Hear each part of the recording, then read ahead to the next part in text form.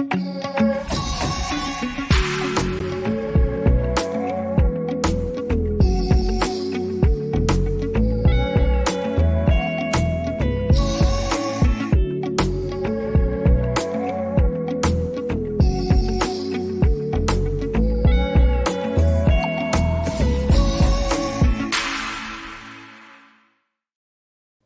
love our intro.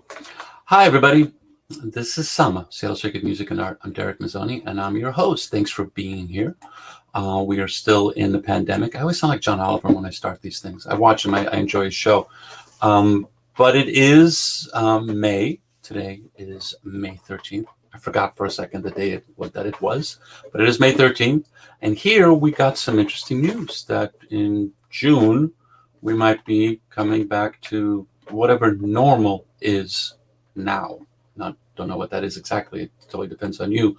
But we continue, and I'm looking forward to presenting our next summer artist, the next summer session with Joe Kye. He's a Korean-American artist, violin-looper. He's an immigrant. He was born in Korea, came to the United States, raised in Seattle. He indie string pop violinist, looper, and vocalist. That's the way to define it, but he's so much more than that. He's really interesting. He presents a really intriguing story and is very personable in the way he presents his work. After studying music and culture at Yale University, Kye left a career as a high school educator to pursue music full-time. Kye has toured the United States with performances opening for world-renowned cellist Yo-Yo Ma, comedian Hari Kondablu, rapper Warren G, and his music has also been featured on NPR Politics podcast. Kye recorded his first TEDx talk in November of 2018 and has been invited to speak on immigration, creativity, and cultural activism at schools, community organizations, spiritual centers. Kye is a board member of Bravo Youth Orchestra in Portland, Oregon, where he makes his home. So before we talk to Joe, let's enjoy some of his music on Sama, Seattle Circuit Music and Art.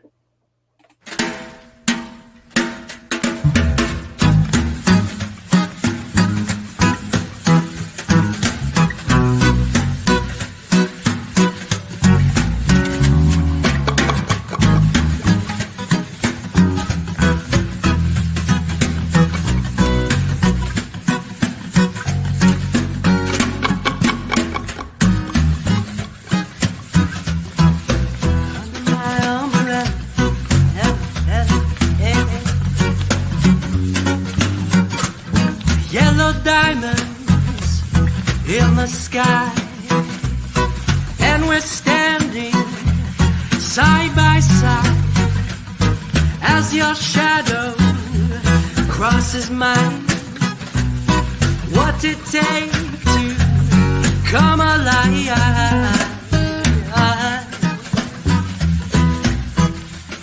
it's the way that I feel, I can't deny, but I've got to let it go. We found love in a hopeless place. We found love in a hopeless place. We found love in a hopeless place. We found love in a hopeless place. Shine a light through an open door.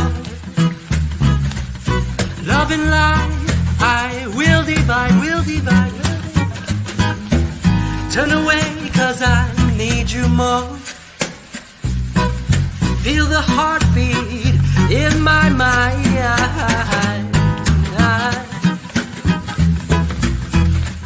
It's the way that I feel, I can't deny, but I've got to let it go. We found love in a hopeless place. We found love in a hopeless place. We found love in a hopeless place. We found love in a hopeless place. Bring up the soul.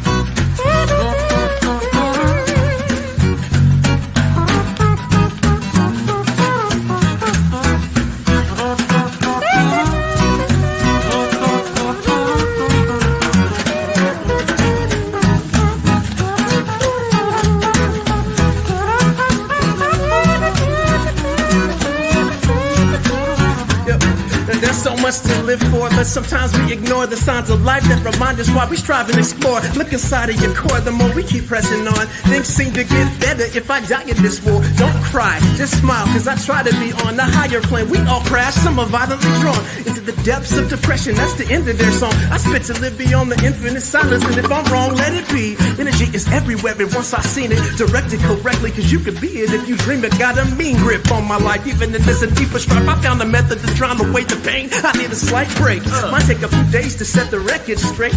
Off balance when I'm forgetting to meditate. If I take my last breath, that'll be the past tense. Please move on without me, not trying to add stress.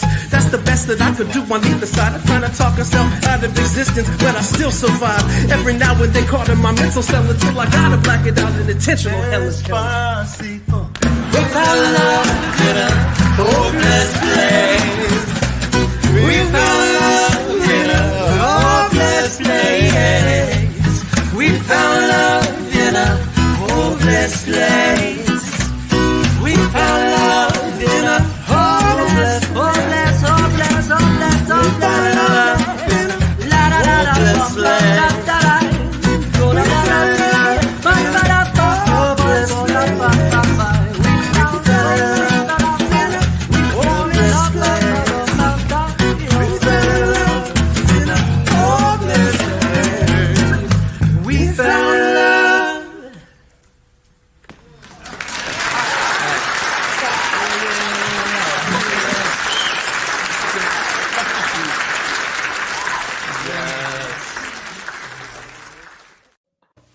That's awesome.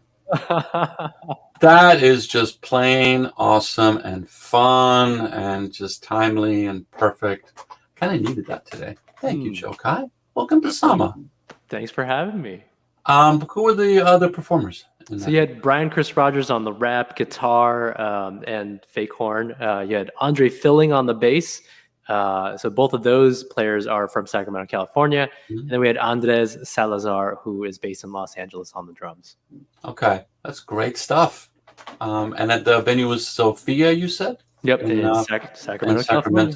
Yep. Very cool. Automatically, when I thought Sophia, it's like, Bulgarian band? What's going on? Were they playing in Sophia? It's like, it's the nature of doing a show like this. Joe Kye, once again, thanks for being here. How is life? How you been? How's been the times for you? Life has become much better. I'm the father of twins. They'll be 2 in a few weeks, and thank you.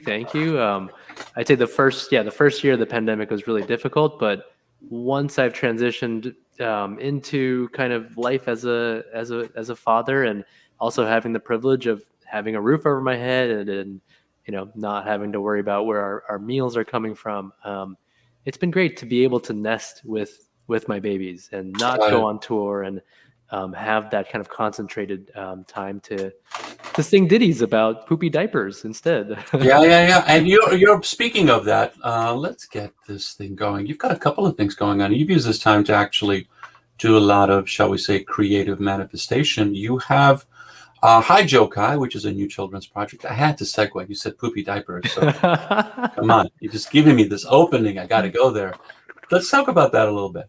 Sure. Yeah. Hi Joe Kye is a new children's music project that I'm putting out. I have a new music video called ABCSEA coming out, which is on Saturday, which is a collaboration with a visual artist here in Portland who does these giant cutouts of these animated figures. So we made an alphabet song with ocean characters. The whole mission of it is really, I started listening to a lot of children's music on all these streaming platforms, and I realized there is no representation, right? All of these are coming from a very Eurocentric view.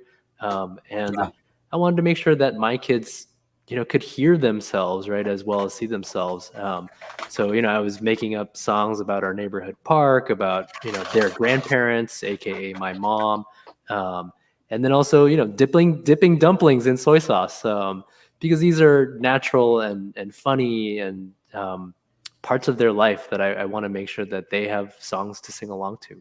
Perfect. Thank you for doing that. That's awesome. It is Asian American Heritage Pacific Islander Month right now, and I thank you for being here. It's also a freaking time right now. There's violence, there's stupidity, there's fear. I don't want to say stupidity because I'll say fear. There's xenophobia. All of this stuff is going on at the same time the pandemic is happening. We're definitely going through some kind of tester here, if you like, pull focus on this time and place that we're in right now. Like, wow, that's an interesting time for people growing up there. So you have your father now, and that changes you. I'm a dad too. You're an immigrant, so you came here not speaking this language. Same situation. So I think what ends up changing is that, to me, and please, if I'm wrong, tell me. It's not about you anymore, obviously, and then it's about like, what am I going to leave my children? But at the same time, it's not what I'm going to leave my children. What am I going to make now better for everybody? And it feels like everything is in this space. And looking at your TED Talk, it was like you've been addressing this stuff for a while here, and it feels maybe people are catching up to your message and your story, because it feels very timely right now. Tell me a little bit about, before we go into a song, how did your identity as an immigrant, coming from Korea, being a performer, and the fact that you had a job, like, you were set, you were a teacher. Sure. And, you talked about your mom, and it's like the same situation with my mom is like, you're fine. What are you doing? And now on top of that, you're a dad. Like, what are you doing? You're not supposed to be doing this. This is that's not a path for you. You're an immigrant. Just, So, I'm giving little highlights, but tell me how this came about that suddenly, hi, Joe Kye. Sure. Yeah. I mean, we moved here. My dad moved here to get his PhD and to pursue higher education with kind of stars in his eyes, I think. And all of us had stars in our eyes. And once they realized how difficult it was for an Asian man with an accent to get, a tenure track professor job in the humanities, he ended up moving back. And I think although we grew up here, there was always a sense of what might have been, and I think on their parts, the feeling that they didn't do enough for us. And so what do they want for us? All the things that they sacrificed, right? Stability, security, and then why would you not want those? Status, why would you not want those things? And so I graduated from college and applied, was teaching high school English at the Overlake School just outside of Seattle, Washington. Redmond, Washington. And then I was applying for PhD programs. And I was writing these proposals. I'm going to study Asian American musicians who are writing music for the purpose of identity formation and political community building, which would basically be me following in the footsteps of my father, right? And making up, I think, for some of the things that he did not have access to. But I soon realized, after talking to some actual PhD people, I didn't actually want to listen and analyze and critique culture, right, in a little library cubicle. I wanted to create that culture, and so that's what I did. It does help that my partner is a doctor, at least one of us is. Although I'm the man, so I guess that's what I should be doing. Wow, I'm just gonna let that go.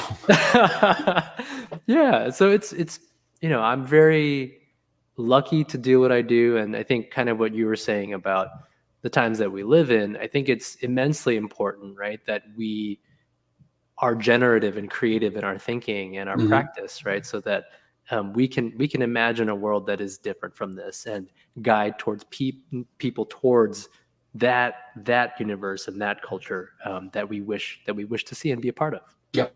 So, but I want to hear you play, because it's great and it's fun. But I want to go a little deeper in this. Is that one of the reasons that I co-founded Sama was that I wanted to create an opportunity where immigrants from different parts of the world can present their culture and not in just like folkloric ways, which is beautiful, but in ways that represent who they are right now, because they're in a different place right now. And often when you say Korean, there's like, it's your food, boy bands, and some history, the war, like there isn't you're not getting enough of the complexity of the culture unless you're actually living in a neighborhood, knowing about it, maybe in LA. But even that, there's these weird cultural walls and boxes. And it was like, we're not going to get to know each other as human beings until we can actually see and share and experience these things, not just in that folkloric way. Once again, I love it, but in who we are right now in this space. And I'm curious if you can go a little deeper when you're like, okay, you're getting a PhD in this subject, you're going to be studying this thing. Did you know you wanted to make it for a while? Or was it like, did you have an epiphany? Or it was a guilty pleasure, right? I mean, even while I was teaching, right, my therapy was going into my room and writing songs. I mean, I've been writing songs since age 16, but if I wasn't going to become the next Midori or Yo-Yo Ma, which I had no desire to practice scales for 12 hours a day, then I wasn't going to be achieving the things that they sacrificed for. And so, writing these kind of emo love ballads at age 16, or writing songs about losing my identity, in college, these were all kind of things I did on the side. And it's something that I never really considered until I became independently stable, right? And had that sense of, okay, I can make a living for myself here in America. What do I actually enjoy, and what, this, and so now I think to myself, this is what they sacrificed for, right? So that I can actually do what makes me happy and make a living doing it. So. Yeah, I get it. No, completely. And it becomes, but that's part of that story. Is like, first you got to settle, you got to get in and get the language, get that stability, because people that are born here don't have to think about that. Right. It's a different kind of pathway to that. Okay, Joe Kye, thank you. Now, you chose some really interesting ways to express yourself. So let's see one of those things. I'm going to put you on, let me know when you're ready. I'm going to put you on solo so we can actually experience this thing. This is Joe Kye and a violin and voice and more on Selma, Seattle Circuit Music and Art. Yeah, this song is called Bam Bam's Lullaby, and it's all about, it's for my parents and being separated from them. They live in Korea right now, and so having to navigate this cultural linguistic gap constantly, and one that seems to be continuously widening. So this goes out to them.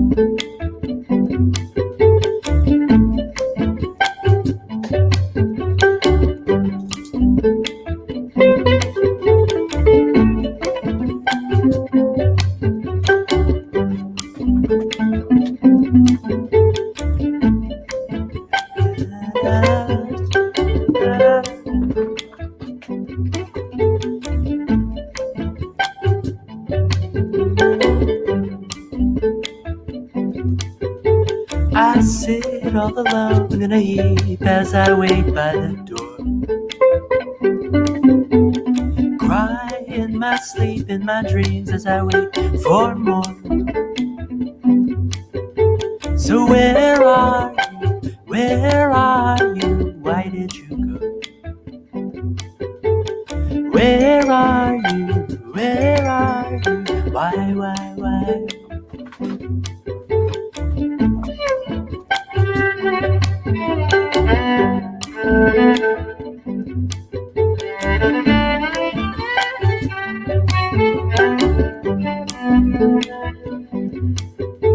I try, but I fall every time you walk through that door.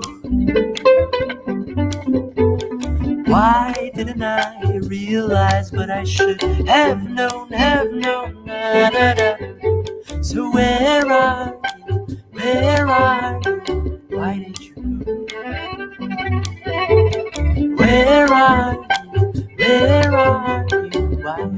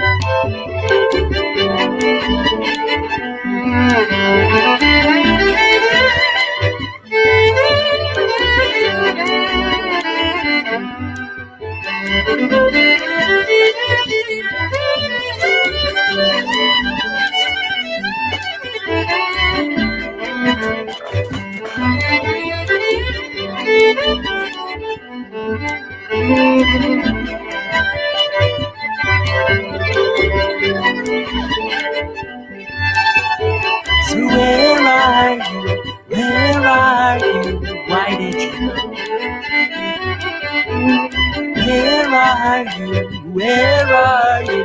why did you go? Where are you, where are you, why did you go? Where are you, where are you, where are you, why?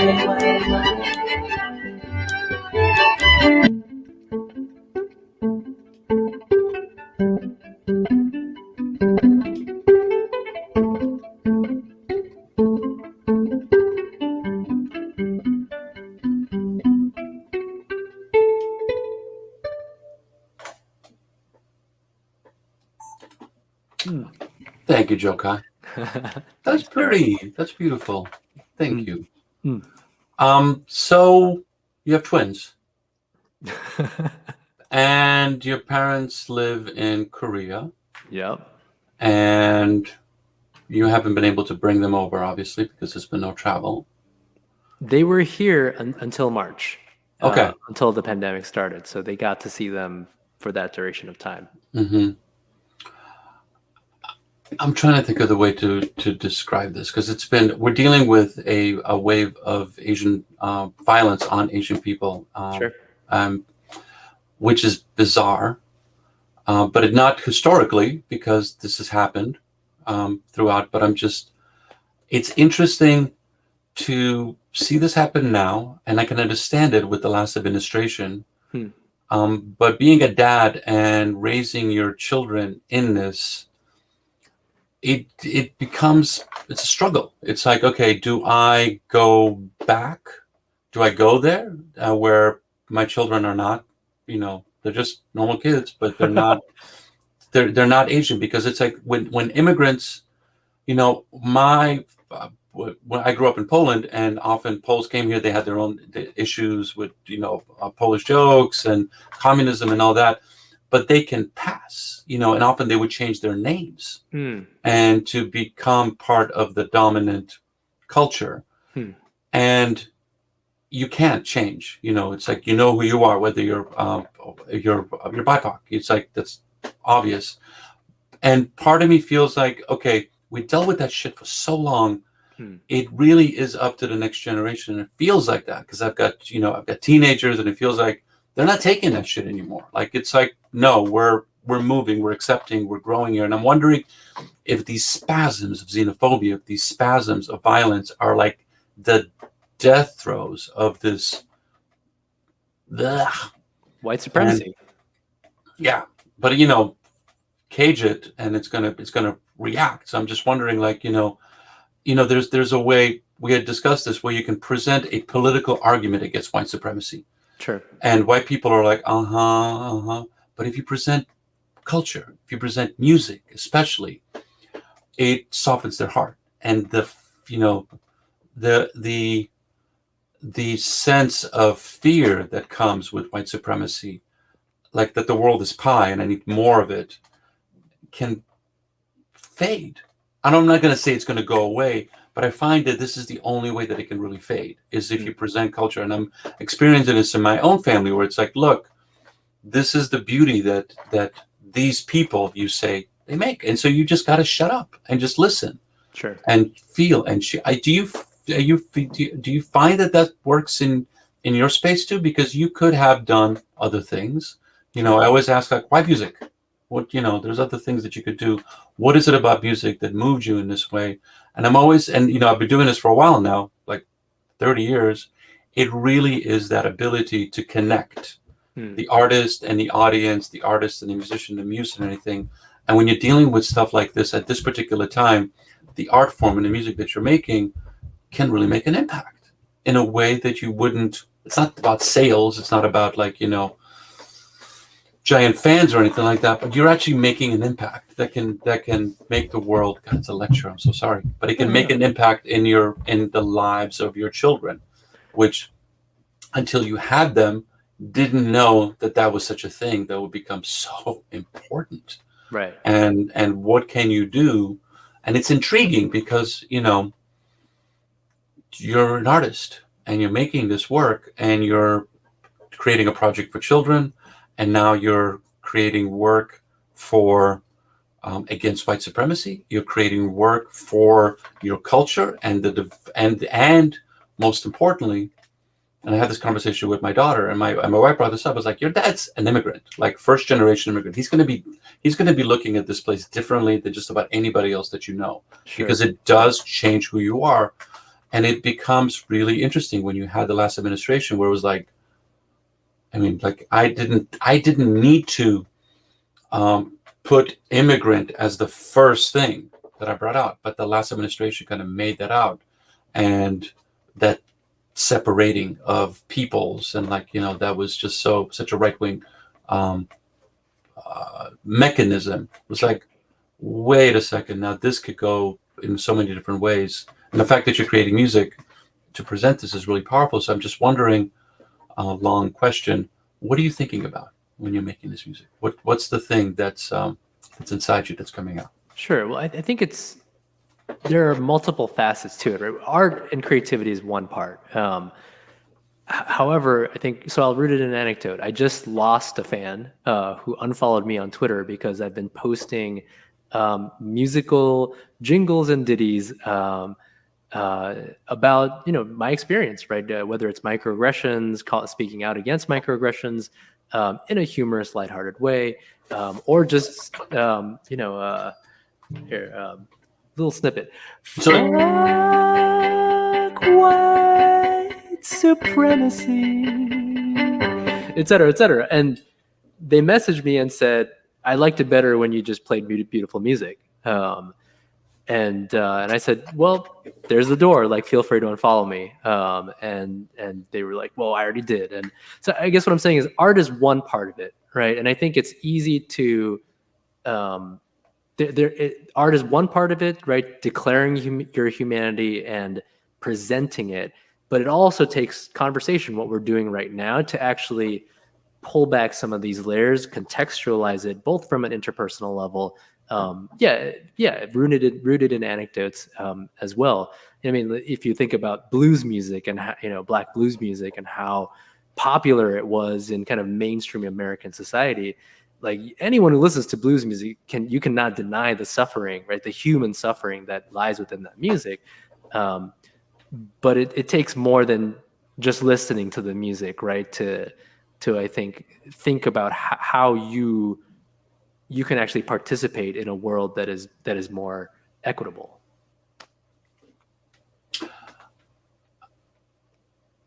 It's beautiful that you're actually able to contextualize it like that. I'm super curious is like what our conversation will be like in 10 years.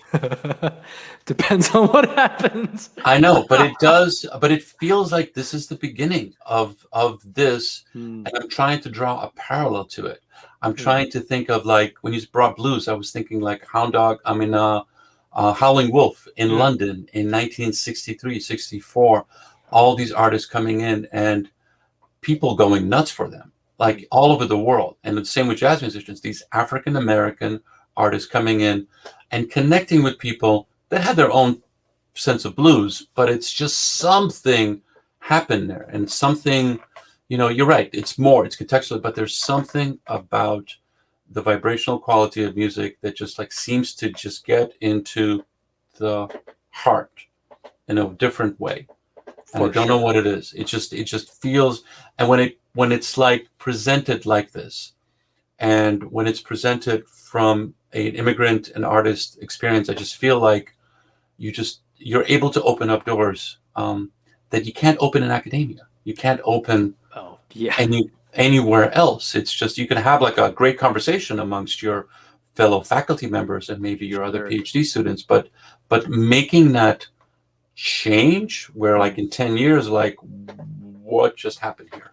Right, because music exists on a spiritual plane, and yeah, I mean, there's a reason why I grew up listening to KEXP, and I've listened to Super Suckers and like just Oklahoma rock and roll, right, of the 2000s, and that's not, I shouldn't be doing that, right?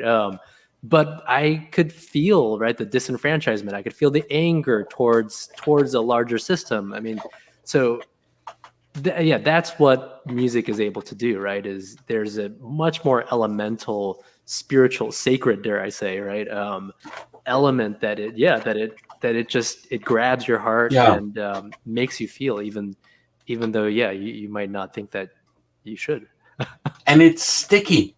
I don't know the word for it. There's something, but it really is. It stays with you. Yeah. And it just makes you connect in different ways. And it's like, and it's really about that shared humanity. Like I did a show last night, Tuesday, sorry. Forgot that it was Wednesday yesterday. I did a show specifically I played a Palestinian and Israeli artist. And I got a lot of support, but I got a lot of flack. It's like, it's not fair. And I'm like, I know it's not fair. I'm not making a political statement. It sucks.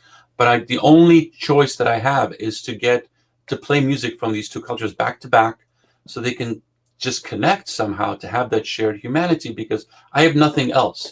I could go up there, wave a flag. I've done it. Marched, I've done it. Nothing works like this. Nothing works on just cracking a little bit of that heart open and then making that kind of change. And that's why I'm desperately trying to champion artists such as yourself and others, because I feel like we have a window, and white supremacy has to go away, and it has to go away, but it has to kind of alchemically, that fear has to change into something else. You can't beat it out of you because it's always going to be there. We've tried. It just has to change. And music is the thing that can make that. I'm sorry, I feel so bad. It's like, you, Joe Kye, make it. Write the song that turns the fascists into flower children. They could be fascists too. That'll be a nice little TikTok video. Let's hear another song, please. Sure. Before I dig myself into a hole. No worries. Okay, cool. Yeah, I'll sing a song called Migrants, and it's different every time.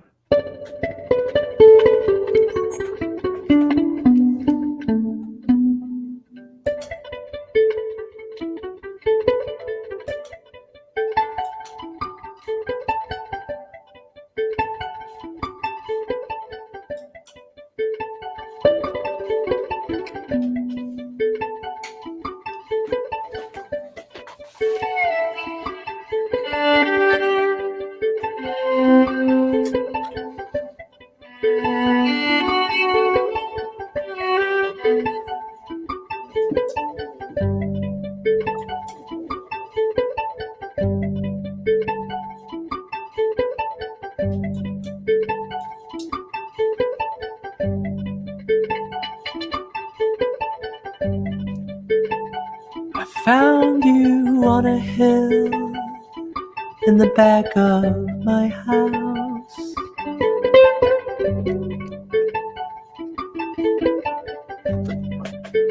I found you in a hat that covered my brow.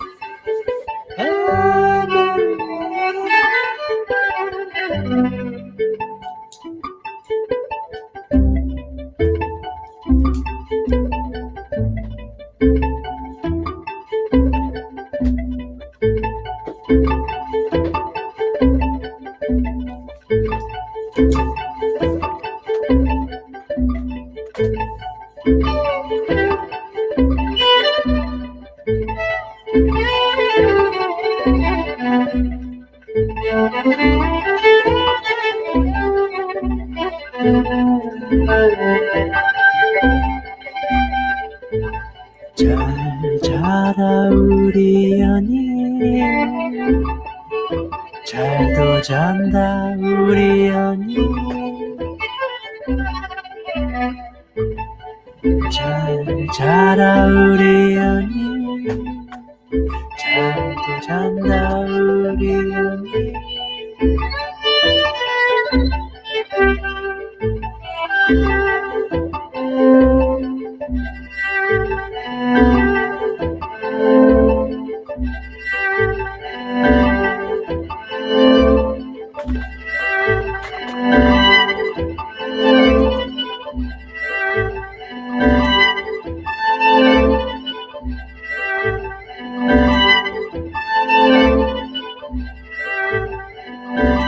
I found you.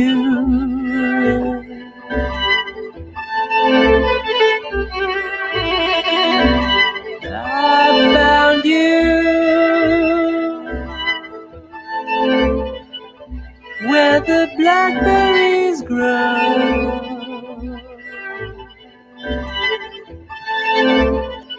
where the sun never sets below.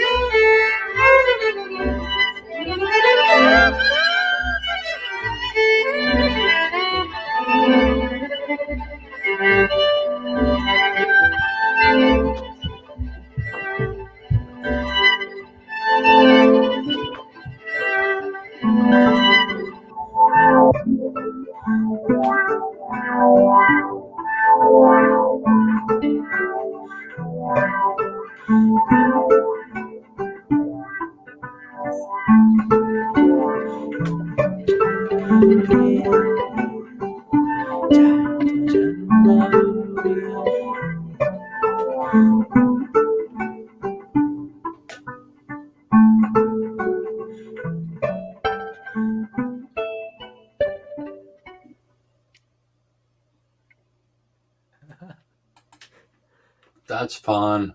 Yeah. What Every do you- time. It's different each time. What are you thinking about? Man, I was thinking about Blakely Village, which is a University of Washington family housing complex just north of University Village. And the Berkelman Trail has blackberries growing all over it. Yeah.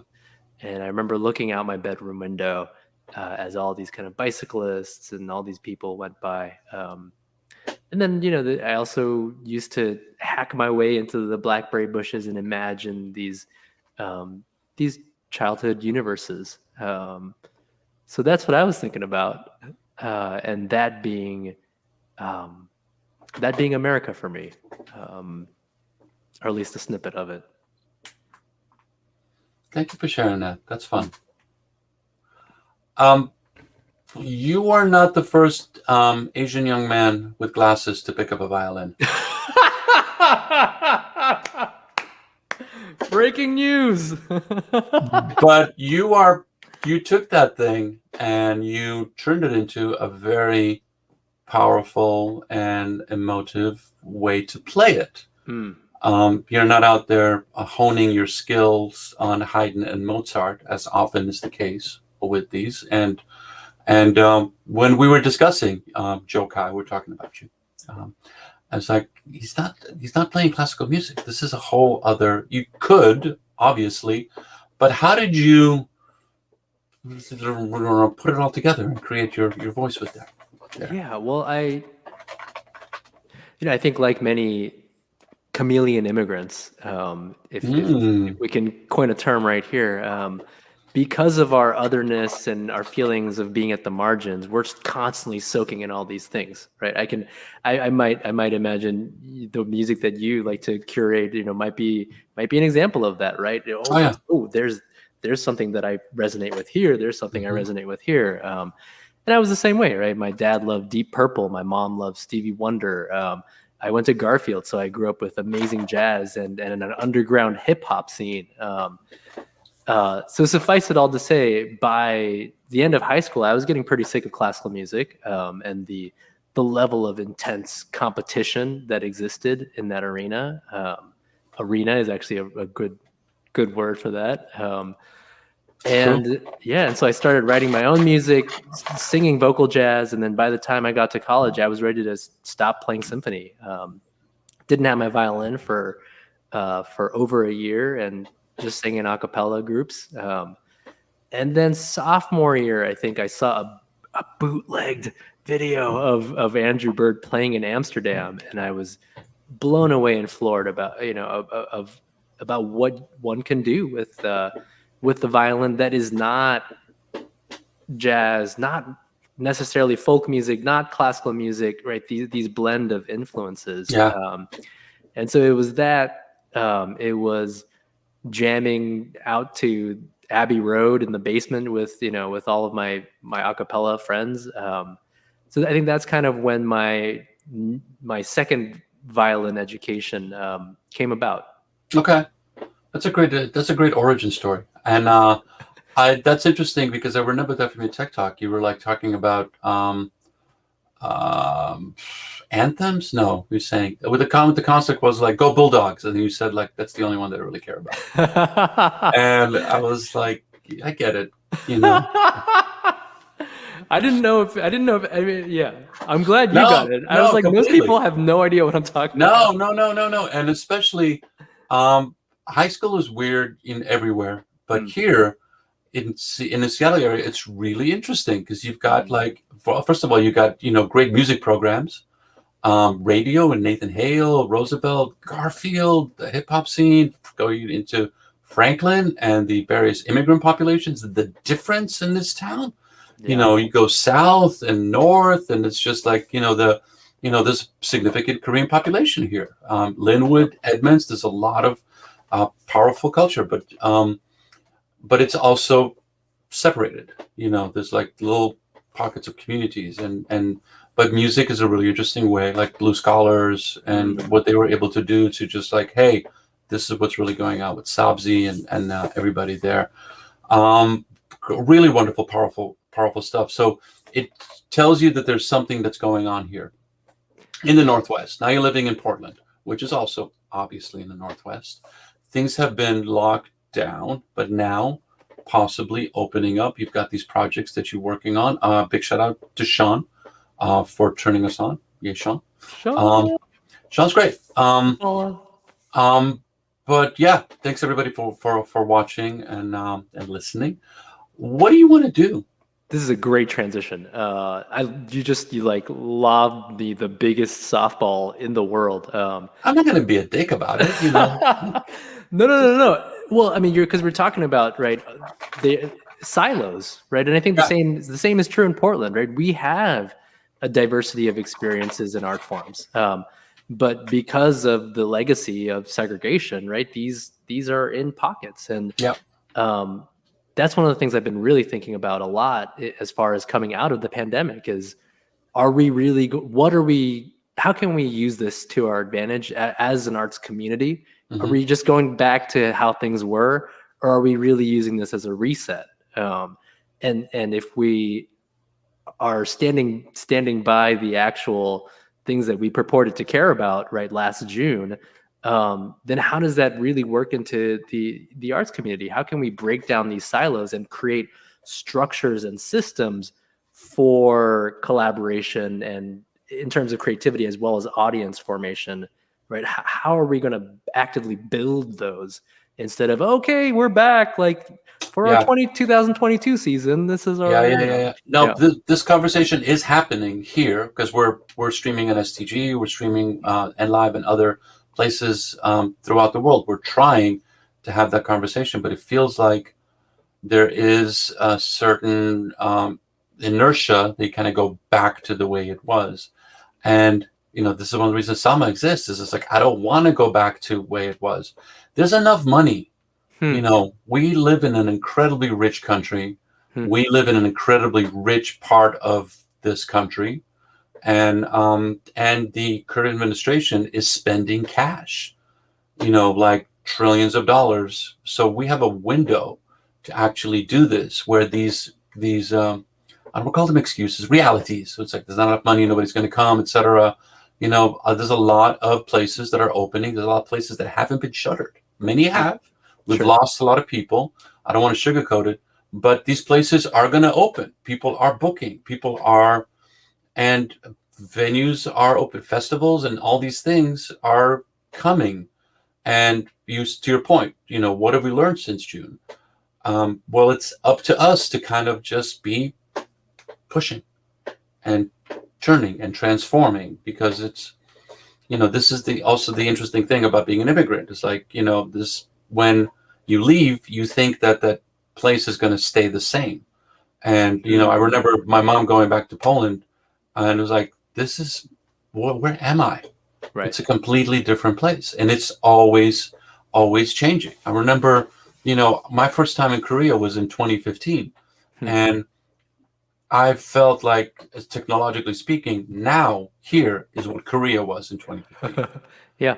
It was like 5G and everything was just like, just completely moving in a really interesting way. And if there's one thing that I'm hoping we can do, and once again leaning on artists, is like, let's just share, let's talk, let's create and present. And because breaking those silos is going to happen, but we kind of have to present it in a way where, what's next? Like, we know that it sucked and it sucks. White supremacy sucks. All these things suck. Where do we go from here? Right. Like, what is the thing? Because right now, I just had this conversation with a couple of artists around here. It's like, everybody's mad at each other. Like, there's a level of anger. Everybody's mad, and I understand that. But where do we go? And I don't even know how to ask that. So it's up to you to ask that in a way that makes people go like, okay, now I can ask that. Does that make sense? Yeah. Can I sing a song about it? Yes. Yes. This is perfect. Yeah. Let's do it. This song was about that, right? I mean, on a good day, right? I mean, I feel on a good day, and I've meditated, I feel compassion flowing through me. And I'm able to even look at, the white supremacists as, have compassion for them, right? And to think about the fears and the misinformation and the human suffering, as we all suffer, that they are enduring, that then results in said behavior, right? Which, the erasure of me. But then, of course, then I go like this, and I'm like, oh, but like, stop doing that. And I have these angers. So, this song is about training our spirits, and reaching, healing, right? And training our spirits and getting to a place where you can reach out to those that want to be reached out to.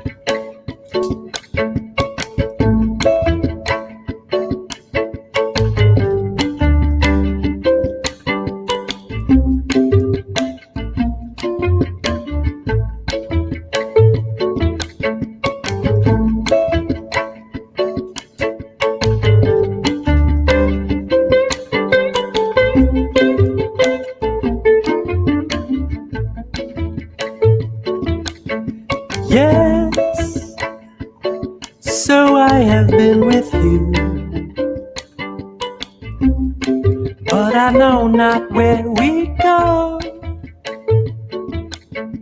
No, I am no longer scared, but I find that I'm reaching for the glue. So stick on me and go, lick your wounds and we'll grow together. So stick on me and go, lick your wounds and we'll know each other.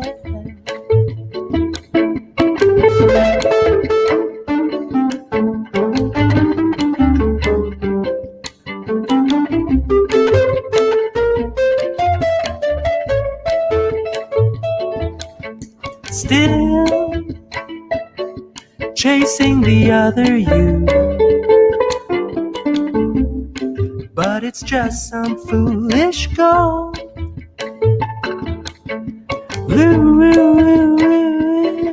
Losing my sleep to you, but if you're stealing my dreams, I'll let you go. So stick on me and go, lick your wounds and we'll grow together. So stick on me and go, lick your wounds and we'll grow together, together, together, together. So stick on me and go, lick your wounds and we'll grow together, together, together, together. So stick on me, yes baby, stick on me. Lick your wounds, yes baby, lick your wounds. Grow, grow, grow, grow, grow, grow, grow, grow. Together, together, together. So stick on me, yes baby, stick on me. Lick your wounds, yes baby, lick your wounds. Grow, grow, grow, grow, together, together, together, together. So stick on me, yes baby, stick on me. Lick your wounds, yes baby, lick your wounds. Grow, grow, grow, grow, together, together, together, together. So stick on me, yes baby, stick on me. Lick your wounds, yes baby, lick your wounds. Grow, grow, grow, together, together, together, together. So stick on me, yes baby, stick on me. Lick your wounds, yes baby, lick your wounds.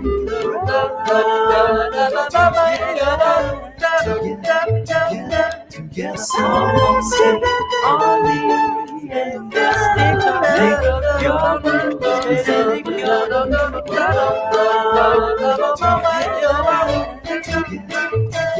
Together, so stick on me, baby, stick on. Lick your wounds, baby, lick your wounds. Grow together.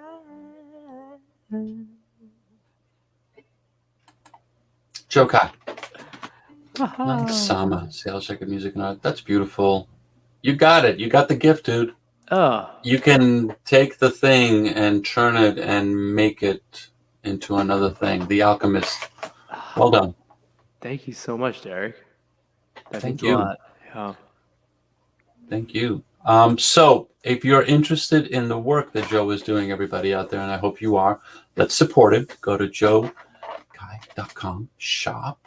And he's going to update his Bandcamp page. I know it's reflexive to go to Bandcamp. He promised me that he's going to do that. And this is awesome. You've got some great stuff coming up. I'm interested in the Saturday, the Icy Color featuring Austin Antoine videos coming out. So Saturday is the Hi Joe Kye Children's Music Project music video coming out. Okay. The Icy Color single and companion interview sound collage, that'll be coming out first week of June. It's a project by Rock Paper Radio, which is based in Seattle, and the Slants Foundation, which is kind of a network of Asian American artists and a system, right, for creating those and giving a platform for those voices. So, Okay. yeah, it's an awesome single. It's about Asian American identity and then also Black American identity. Austin is an amazing musician and poet, rapper, singer, all of those things. And we've collaborated before, so we wanted to sit down and talk about some of the nittier, grittier things that I think most of us avoid in polite conversation, namely race. What are some of the things, right? What are some of the things that we struggle with on a day-to-day basis? What is it like to perform your ethnicity, which is something that we both discovered that we are constantly doing, even when we're just walking down the street. Weirdly enough, they were opposite. For him, it was like, I'm a Black man, I'm threatening to this world, so I just want to float, right? I wish I were invisible. And then for me, as an Asian American man, seen as, emasculated and submissive, like I just want to be seen, right? Yeah. See me. But even though our kind of impetuses were different, we both found the stage liberating, right? Because we could be ourselves. We could create who we wanted to be in that space and in that moment. I'm looking forward to that. I have gotten over my ingrained humility. It's a really powerful track, and I believe so strongly in it. That's great. I mean, going back to what we were discussing, this could be a 3-hour conversation. It can't be, unfortunately, but it feels like it's time to have these conversations that our parents, grandparents, great-grandparents couldn't have. They had it at the kitchen table. They had it at the social club. And, amongst themselves, maybe once in a while, somebody would marry into the family, and then they would have a conversation with them about this. But all of this stuff was just hidden. And then it was like, like Baldwin said, it was like dreams deferred explode. It's just like, it's now it's not. Hopefully, it's like, this is an interesting country. The cycles move. But if this conversation, especially coming from artists at this particular time, with the power of technology and the power of people connecting on so many levels and creating groups for good or ill, we can move this conversation where we're like, our children won't need to have this conversation. Well, that's exactly why arts education and cultural studies education should be a natural part of every child's upbringing. Right. I mean, how are we going to have these conversations when we've had zero training for it? Or how are you going to open people's hearts, right, when you have had zero access to artists that are different from the world that you're coming from? Exactly. Yeah. Exactly. And it always comes down to me, like, just from my own experience, it's fear. And fear is a big word. It's a small word, but it's a big word because it's like literally most people are especially men, are difficult to admit to it. And then, but it really is, you look at a white supremacist, you're looking at a pretty frightened person, sure. Inevitably. And it's just, and art alleviates fear. Chameleon Immigrant, love that. I'm not the only one. Literally love that. Thank you so much, Joe Kye. I want to do this again. I want to do this live in a setting with you. You're just, you're a 3-hour drive away. A very pretty drive also. I will be weeping the entire concert. I mean, just live we all will. In general, Yeah. We all will. That's the conversation that we're having right now. So I want to thank, once again, let's thank Sean for putting us together. I want to thank STG. Sorry. I want to thank NLive. I want to thank STG. I want to thank Christine. I want to thank Dagmara. Everybody helped me put this together. I'm going to try something right now with this technology. Can we do this? No, I can't do this. Let me just do this real quickly.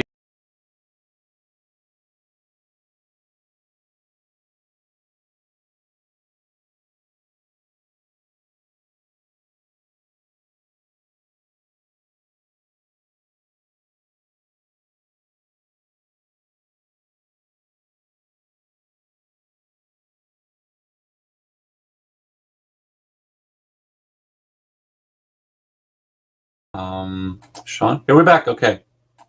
So that's going to be cool. And then I've got this band from Puglia, southern Italy, Canzoniere Grecanico Salentino. It's they sing this ancient dialect and create this really powerful music from southern Italy that's tribal and ancient and pagan and yet very spiritual. It's going to be a really cool show, and a bunch of stuff lined up for June. So we're here. We're doing this in this particular way, but we might start doing live shows. And with you, Joe Kye, and maybe other artists from immigrant artists or artists from Korea. It's a brand new world out there, and then people will be there, and then they'll be live streamed at the same time, and then we'll be creating multiple things. Our world is to make, Joe Kye. Our world is here to make. Let's use that reset. Let's use that reset. And I feel like I'm going to quote Jay-Z right now with "The world is yours," but I don't want to do that right now. Thank you for being here. Thank you for continuing work. Good luck with your twins. I always say this to parents, and I have to say it again. Long hours, short years. I know that doesn't make any sense when you're waking up every 3 hours because you have to, because you want it, because you have to. Even though you're not nursing, you still have to do it. I understand that. I didn't, but now I do. Enjoy, and be well, and be safe, and continue the work. Peace, love, joy. Bye. This is Sama. Sales, Sacred Music and Art. Bye.